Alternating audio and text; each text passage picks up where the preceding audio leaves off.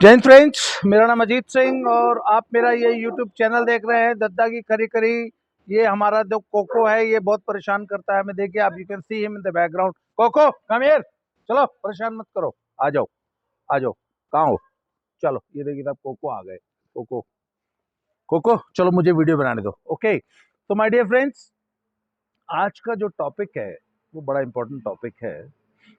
अभी आज से 3-4 दिन पहले ना हमारे एनएसए जो हैं, अजीत डोभाल जी, वो हैदराबाद में जो ये नए प्रोबेशनर आईपीएस जो होते हैं, हमारे आईपीएस अधिकारी जो ट्रेनिंग वहाँ पुलिस एकेडमी में जब ट्रेनिंग लेते हैं तो उनका दीक्षांत समारोह होता है, पासिंग आउट परेड जिसे बोलते हैं। तो उस पासिंग आउट परेड में he was the chief guest और वो उसमें अपना दीक्षांत भाषण दे रहे थे।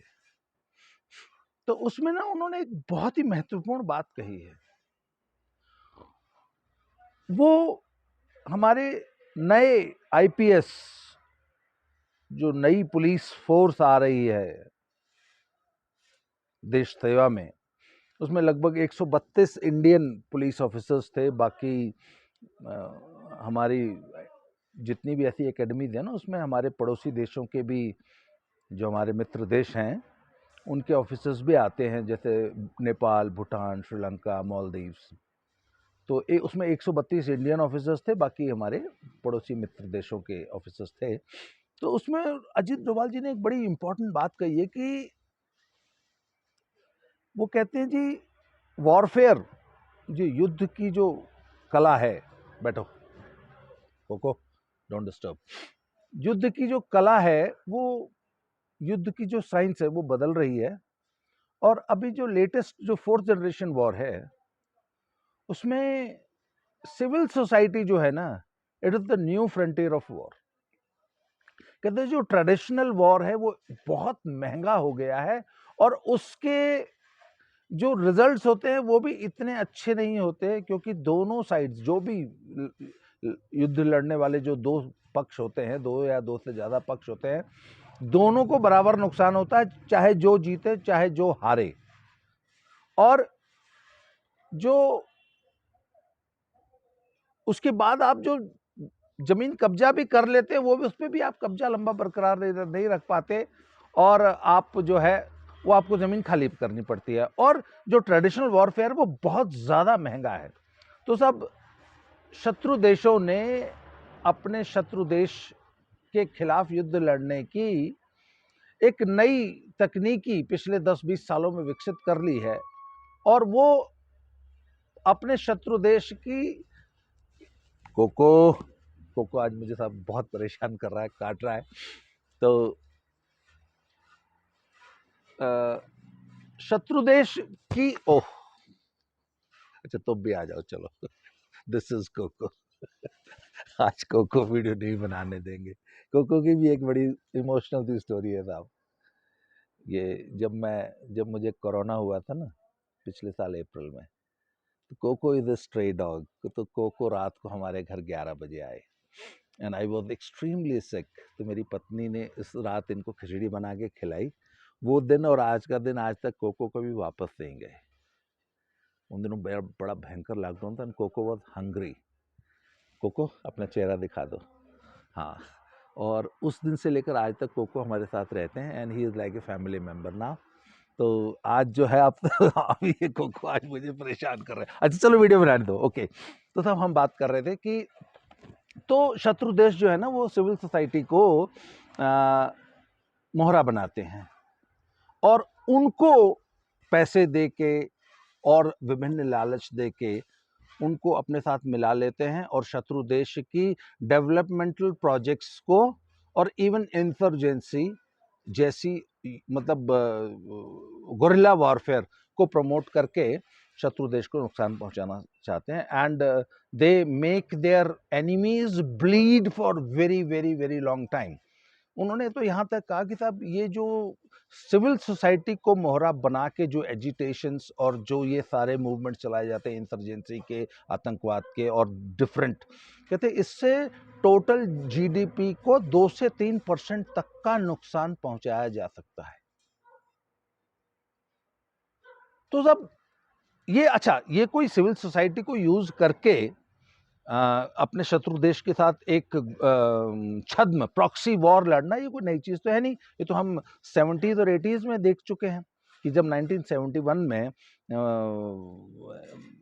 भारत ने पाकिस्तान के 2 टुकड़े करा दिए और बांग्लादेश एक स्वतंत्र राष्ट्र बन गया, तो उसका बदला लेने के लिए जियाउल हक ने जो पंजाब में जो इंसर्जेंसी और आतंकवाद और खालिस्तान का लुकमा दे के जो इतनी लंबी आतंकवाद का दौर चलाया, जो कि 78 से शुरू होकर 1994 तक, मतलब कि 16 साल तक, और मतलब billions and billions of dollars, मतलब कई लाख करोड़ रुपए तो सिर्फ इंसर्जेंसी को टैकल करने में भारत सरकार को खर्च करने पड़े। इसके अलावा पंजाब और हरियाणा और दिल्ली जैसे स्टेट्स की इकोनॉमी का जो नुकसान हुआ, वो उसका तो कॉस्ट हम कैलकुलेट ही नहीं कर सकते।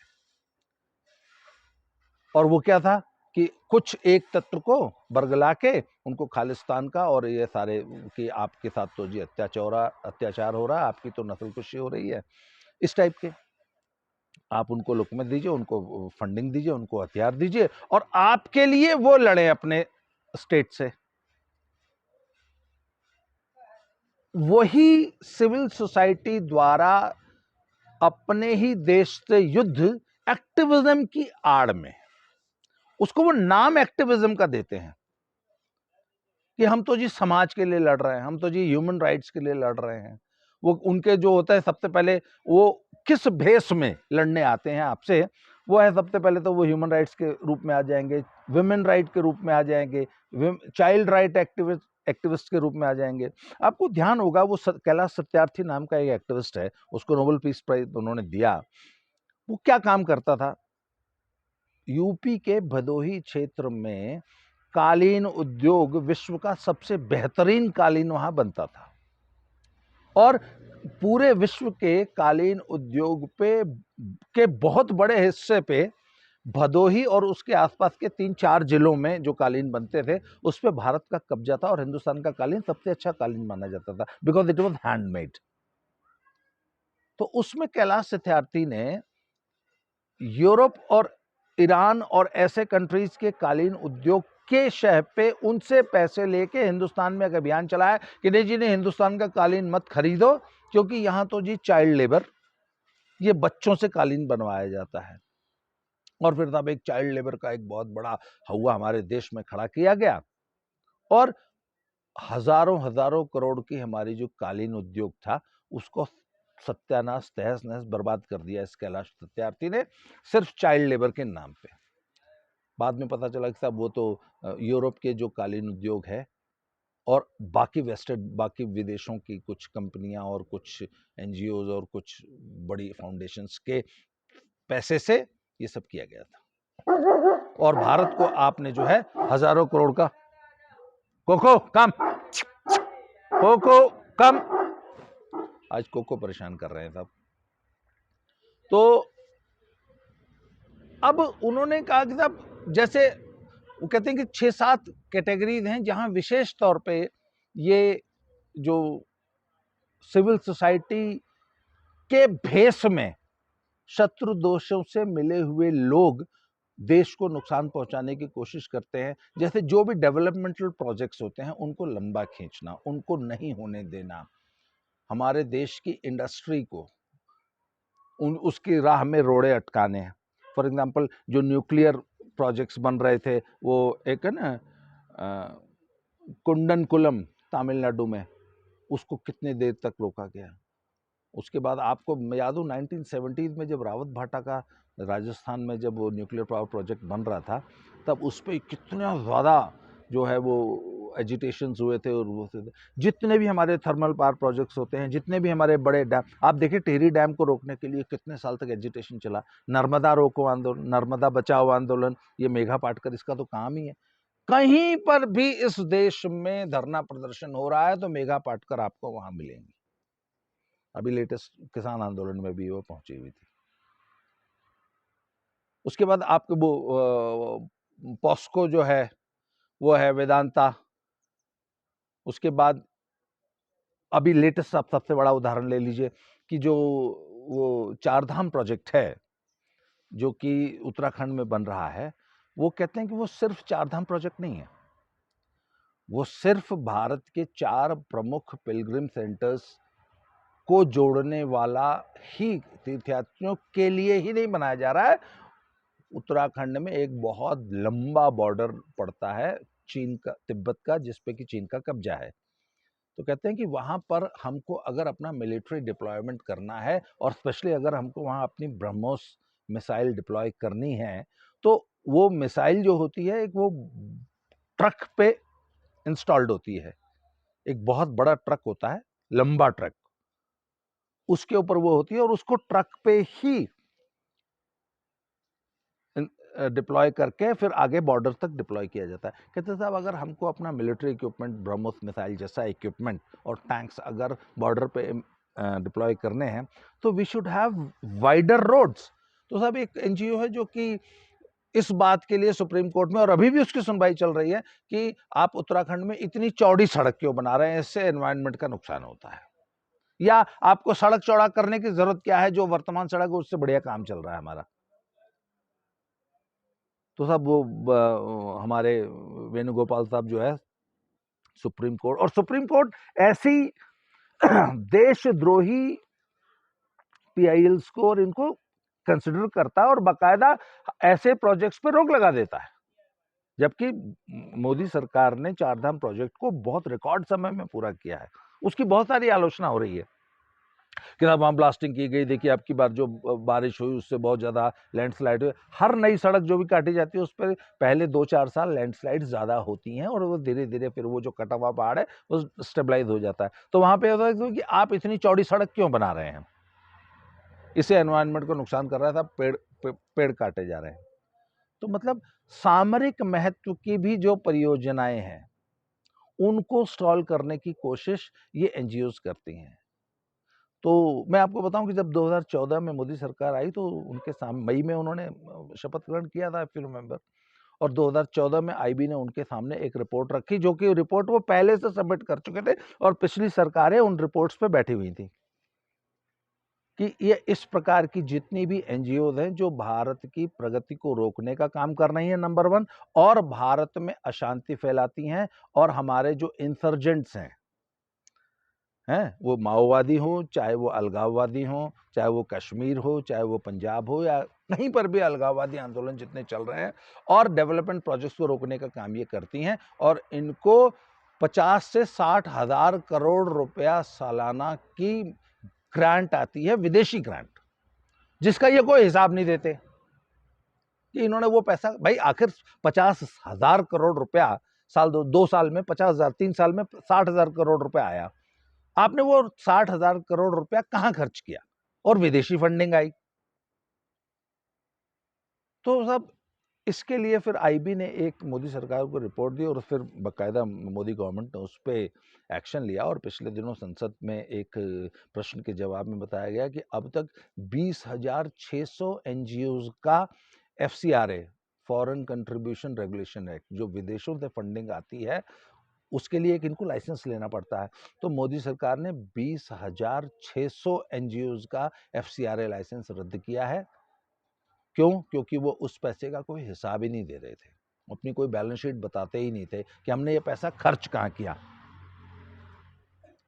तो सब ये सब पिछले, जब से मोदी सरकार आई है, मोदी सरकार इन एनजीओज पे एक्शन ले रही थी। अभी पीछे जो सीए और एनआरसी को लेके पूरे देश भर में जो उपद्रव हुआ, बवाल हुआ, और सारे देश में सीएए करने का जो शाहीन बाग, हर देश के हर शहर में एक शाहीन बाग चलाने का जो इनका जो मंसूबा था, उसमें भी सरेआम फॉरेन फंडिंग की बात सामने आई। उसके बाद दिल्ली में जो दंगा हुआ, अभी आप किसान आंदोलन को देख लीजिए, किसान आंदोलन में फंडिंग कहाँ से आ रही है? और आखिर इतना लंबा आंदोलन चल रहा है और वह जो पिज़्ज़े और उसके लंगर लग रहे हैं वो किसके पैसे से लग रहे हैं? वहाँ जो एसी लगा के और बाकायदा पूरी कॉलोनी बसा ली गई है और एयर कंडीशनर्स लगा के जो किसान पिछले 1 साल से बैठे हैं, ये किसकी फंडिंग से हो रहा है?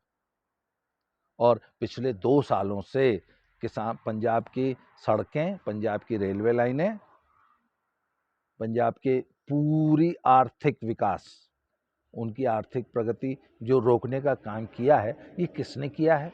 और पंजाब को जो इतना बड़ा लॉस हो रहा है, पंजाब में नई इंडस्ट्री बिल्कुल नहीं आ रही, जो पहले की पुरानी इंडस्ट्री थी वो उठ के जा रही है।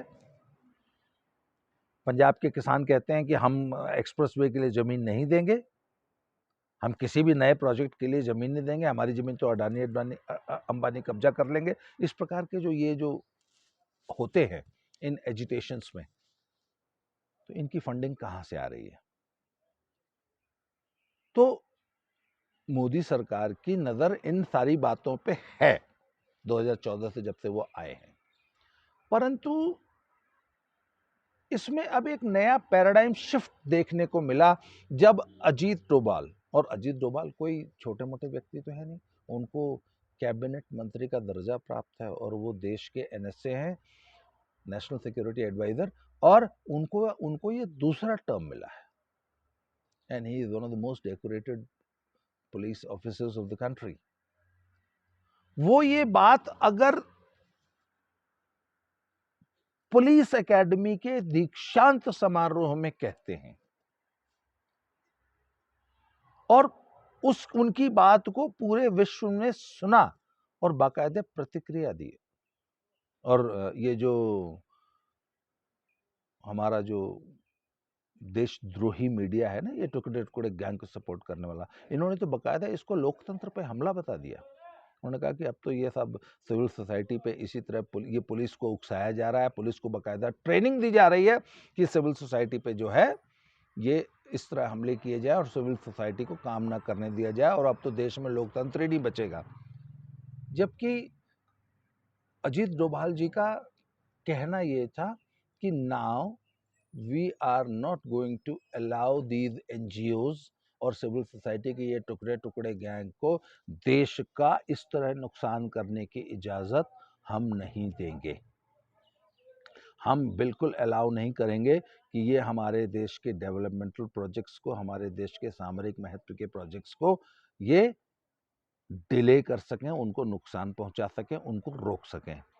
और गवर्नमेंट अब इस दिशा में प्रोएक्टिव होकर काम कर रही है, और अब ये ढकी छुपी बात नहीं है कि अब इस ये सिविल सोसाइटी के इस अंग को मैं टुकड़े टुकड़े गैंग कहता हूं। अब टुकड़े टुकड़े गैंग को we are going to tackle with an iron glove, हम बहुत सख्ती से इनके साथ डील करने जा रहे हैं। इनके साथ अब वो सॉफ्ट अप्रोच नहीं रहेगी। India is no more a banana state. ये डोभाल जी ने कल परसों हैदराबाद के उस दीक्षांत समारोह में बात कह के पूरे विश्व की जो ताकतें हैं ना, जो भारत को कमजोर करने में लगी हैं, चाहे फिर वो खालिस्तानी हो, चाहे ये किसान आंदोलन के रूप में देश को कमज़ोर करने वाले लोग हों, और चाहे फिर वो CAA-NRC वाले हों, चाहे जो भी हो, माओवादी हों, जितने भी हैं, उनको एक बड़ा सख्त संदेश गवर्नमेंट ऑफ इंडिया ने दिया है कि we are not going to tolerate this bullshit anymore. और ये हमारे गवर्नमेंट के प्रोएक्टिव होने के लक्षण है। आने वाले समय में गवर्नमेंट इन पे और ज़्यादा सख्ती से कंट्रोल करने जा रही है। और मैं समझता हूँ कि हमारी जो प्रशासनिक सेवाएं हैं और स्पेशली हमारी पुलिस फोर्स है, वो उनको ये मैसेज, ये सिर्फ प्रोबेशनर्स को ये मैसेज नहीं दिया गया है, इनफैक्ट ये देश की पूरी पुलिस फोर्स को ये मैसेज दिया गया है कि इनके साथ सख्त रवैया अपनाइए, don't give them a free run.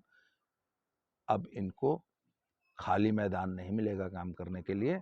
Bharat सरकार इनको देख रही है और इनको सख्ती से इनको कुचलने के लिए तैयार हो गई है। ये एक मैसेज दिया डोभाल साहब ने। आज के लिए इस वीडियो में इतना ही। आगे बहुत जल्दी फिर से किसी नए टॉपिक के साथ मिलते हैं। मेरे इस चैनल को सब्सक्राइब कीजिए, सी फर्स्ट कीजिए बेल आइकन दबा के, और इस मेरी वीडियोस को लाइक कीजिए, शेयर कीजिए, और आप कमेंट में सवाल मुझसे पूछ सकते हैं और मैं भरसक कोशिश करता हूँ कि मैं अपने सारे कमेंट्स को बाकायदा देखता हूँ, उसको वो लव वाला साइन देता हूँ और मेरी जहाँ तक कोशिश रहती है, जो ताज़े वीडियोज़ होते हैं उन सब के मैं जवाब देता हूँ, जो भी प्रश्न पूछे जाते हैं। और मेरा नंबर डिस्क्रिप्शन बॉक्स में आपको मिल जाएगा। और वैसे मैं बोल देता हूँ 7889258317। मैं अब दोबारा रिपीट कर रहा हूँ 7889258317। इस पे भी आप व्हाट्सएप मैसेज करके मुझसे कोई भी सवाल पूछ सकते हैं या मेरी कोई भी हेल्प चाहिए आपको तो आप ले सकते हैं। बहुत जल्दी अगले वीडियो में फिर से मिलते हैं। आज के लिए इतना है। Thank you very much.